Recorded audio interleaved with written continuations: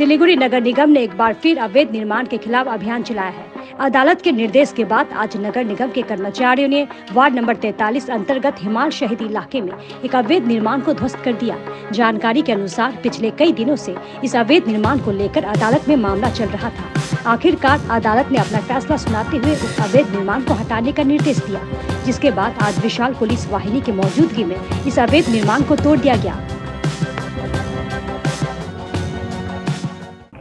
नहीं, এটা তো আমাদের বোর্ডের সিদ্ধান্ত, সমস্ত সিদ্ধান্তই বিওসির মাধ্যমেই নেওয়া হয়, কোনো কারোর ব্যক্তিগত সিদ্ধান্তে হয় না। এটা অবৈধ নির্মাণ হলে, তার কমপ্লেন হলে রেকটিফিকেশনের জন্য 3টে নোটিশ দেওয়া হয়। প্রথম নোটিশ, দ্বিতীয় নোটিশ এবং ফাইনাল নোটিশ দেওয়া হয়। তার মধ্যে অনেক সময় পাওয়া যায়।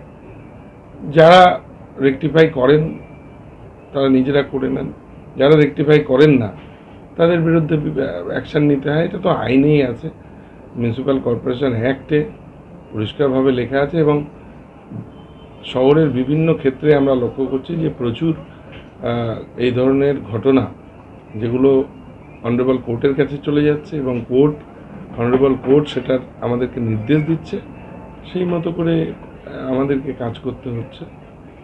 অবৈধ নির্মাণ বা, কারণ এটা একটা সিসমিক জোন, এটা ভূমিকম্প প্রবণ এলাকা, সেখানে এই ধরনের ঘটনা আপনারা দেখেছেন। কলকাতায় যে ধরনের ঘটনা ঘটেছে তাতে মানুষ কিভাবে ক্ষতিগ্রস্ত হয়, সেদিকে নজর রেখে স্বাভাবিকভাবেই এই ভূমিকায় আমাদেরকে যেতে হচ্ছে। এটা অত্যন্ত দুর্ভাগ্যের।